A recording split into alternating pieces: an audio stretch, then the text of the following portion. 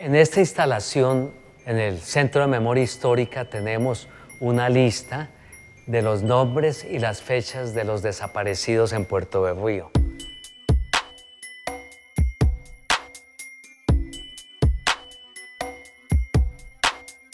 Son 18 años trabajando el tema de la violencia en mi país. Uno se va abriendo como una esponja y uno va absorbiendo estas historias, se va sensibilizando, se va concientizando.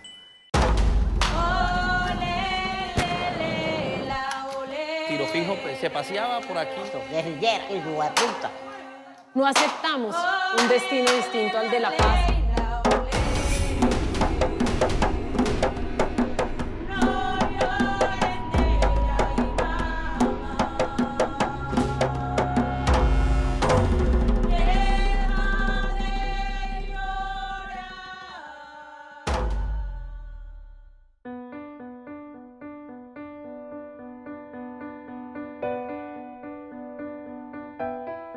Yo nací en Medellín, Colombia.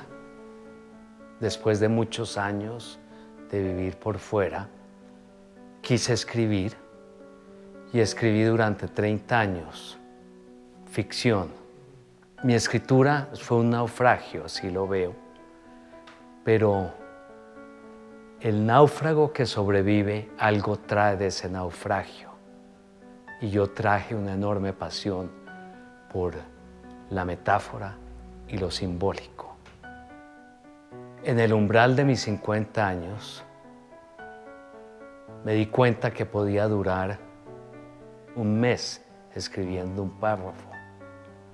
Y ahí entré en una crisis existencial.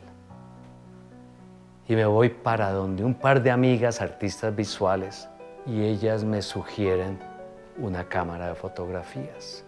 Y así empezó mi transición a las artes visuales.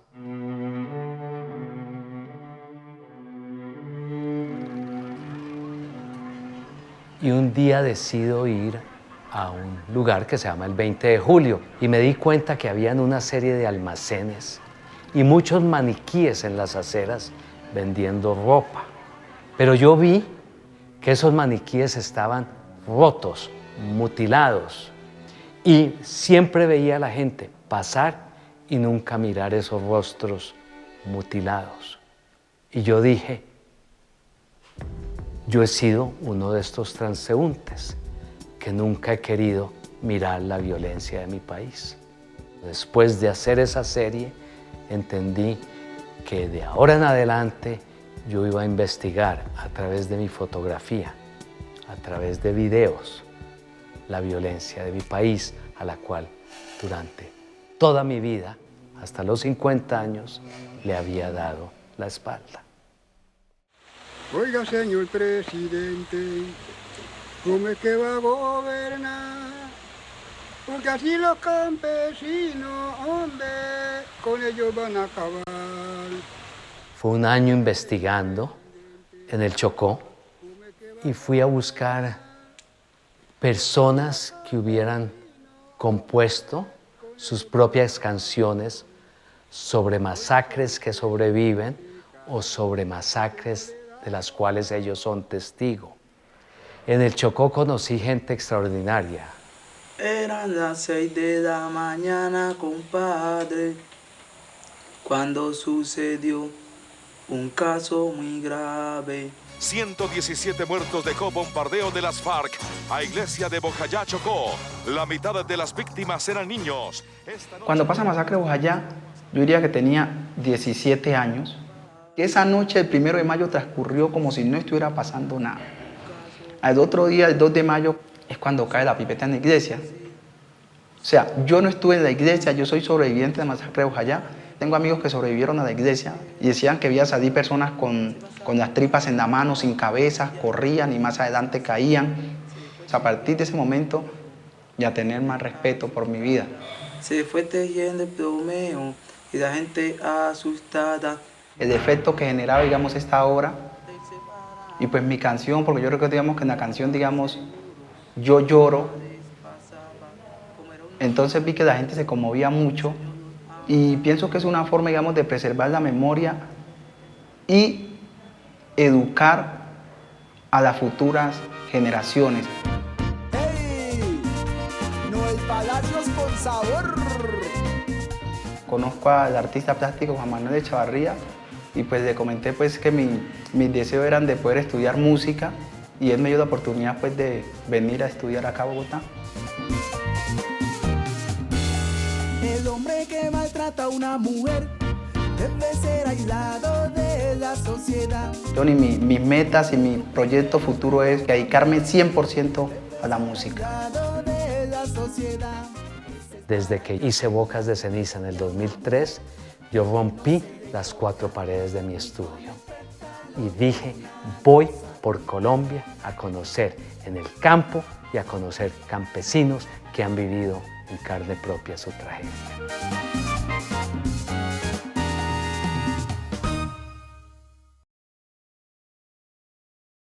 La guerra que no hemos visto es un proyecto que empieza en La Ceja, Antioquia, en marzo del 2006. Los talleres empezaron con excombatientes paramilitares.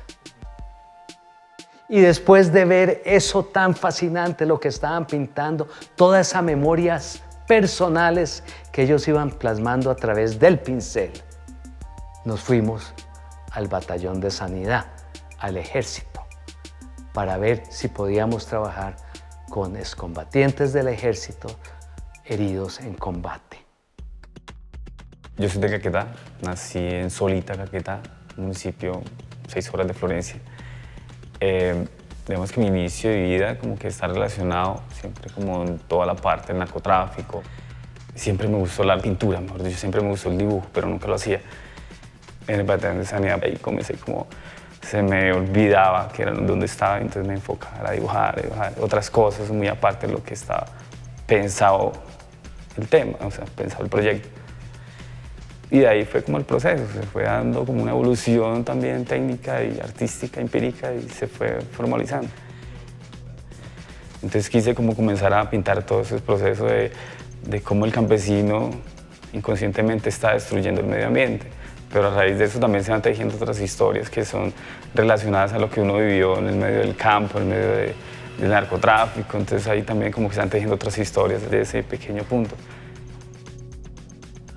John Jairo Camacho, fue muy interesante conocerlo porque al principio él era muy introvertido. Nos volvimos muy amigos y cuando él sale del batallón de sanidad y sigue contando sus historias a través del pincel. En los talleres hubo reglas de oro. Nunca se les enseñaba a pintar, pero siempre les decía yo, por favor, enséñeme qué es la guerra que usted vivió, qué es lo que usted vivió, porque yo no sé qué es esta guerra en Colombia, yo no conozco la guerra en el Caquetá. Por favor, enséñeme, edúqueme.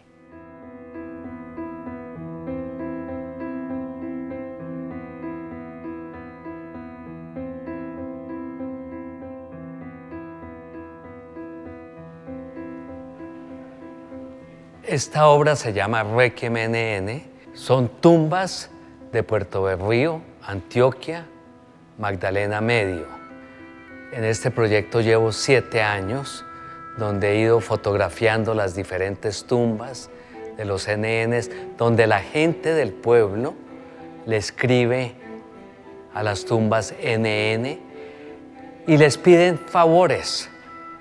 Ayúdame, NN, con la educación de mi hija. Y a cambio, yo te cuido la tumba, yo te pinto la tumba, yo te pongo flores, incluso